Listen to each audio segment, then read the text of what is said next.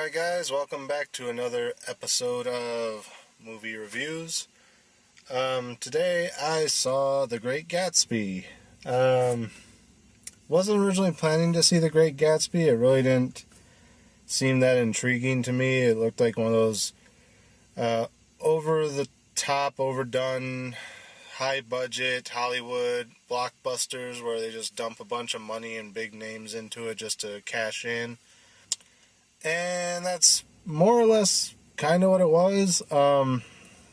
But I've seen pretty much everything else at the theater, so like I said, when I watched 42, I'm just kind of watching the stuff I didn't originally plan to watch, just because not much else to do. So yeah, The Great Gatsby, for those of you who haven't read the book or seen the original movie, it's about this guy it starts out, he's at a shrink's office talking about what he was doing the past summer. He had moved to New York, I think it was, and he moved there for work. He had a job as I forget what he did. But he has a cousin who lives there, and he's kind of poor, but his cousin and her husband are well off. He has a neighbor who then he starts talking to the shrink about his neighbor, a man named Gatsby. So it turns out that Gatsby's pretty well off himself, and it turns out his cousin, prior to getting married to the guy she's married to now, knew Gatsby before he went to war, and when the war was over, he wrote her a letter saying he couldn't come back. So that was kind of the last they saw of each other. And then he ended up buying the house directly across the lake or the river from where she lived. So he could always kind of be close to her. And he starts having these elaborate parties, and everyone in town just shows up whether they're invited or not. And he does it hoping that one day she'll just show up, and then he can just run into her. So then he befriends the guy who is her cousin.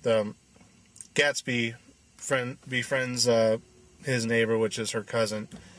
And he kind of uses him to set up a rendezvous between them, which then they basically sit and talk for most of the day. Her husband doesn't know about it.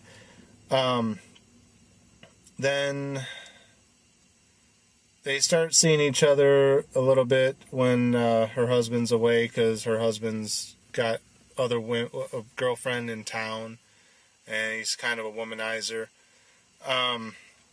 So she figures if he's doing it, she can do it too. And so her and Gatsby start seeing each other again. And they decide that they're going to confront him, tell him that she doesn't love him anymore, that she's leaving him to be with Gatsby.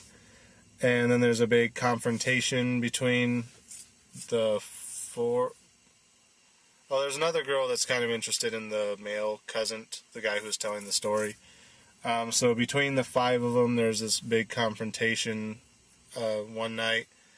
And as they're leaving after the confrontation, there's an accident and a woman gets killed. Turns out to be the woman that the husband was seeing on the side. And the husband makes her husband think that it was Gatsby that killed her. So then the husband goes and kills Gatsby. And that's kind of the end of the movie. There's a lot more to it than that, but that's the basic premise if you haven't read the book or seen the other movie. Overall, it wasn't a bad movie. It was kind of a Hollywood fluff movie, I guess, where they just throw a bunch of money and big names into a story that's been done. A classic literary work. Kind of like what they did with Romeo and Juliet, but I did kind of like the last rendition of Romeo and Juliet. So that's kind of what this was, but overall, the actors are obviously good actors because they're good actors. And it wasn't that bad of a movie. I wasn't bored watching it. There was one point where I was like, okay, when's it going to end? But that was because it was a long movie. I think it was close to 3 hours. I think it's 2.5 hours, something like that. So it went on a bit long for my taste. Yeah, it just got to a point where it was like, okay, let's wrap it up already. You know, how much longer are they going to sit here and talk about whether or not she's going to leave her husband or not? You know, but you know, that's The Great Gatsby. Overall, it was a pretty good film. I would recommend it, especially if you're into the big Hollywood blockbuster pieces that they put out. If you're into Leonardo DiCaprio, he actually does a really good performance in this one. I'm not a big fan of everything he does, but lately his roles have been getting a lot better. I don't know if he's just finally improving more as an actor or if he just does certain roles well. But the last couple films he's been in, I've actually enjoyed quite a bit. So yeah, as far as the star rating goes, I don't want to rate it too high just because it is one of those big Hollywood pictures. So I think it's a little overdone, a little bit high of a budget, and they could have done a lot more with that kind of money if they really wanted to. But then again, it is a period piece, and it's based off a book. You really can't vary from it too much. So I'd say probably about a 3.5. It's not a middle-of-the-road movie. It is actually pretty good. If it was any other movie, I probably would have rated it a 4, but it's The Great Gatsby, and I really wasn't that interested in it to begin with. So, yeah, 3.5.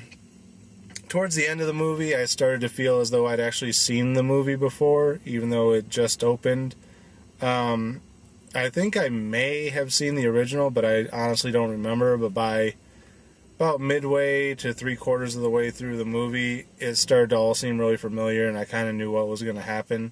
So I may have seen the original at some point along the way. I really don't remember. But yeah, that's The Great Gatsby.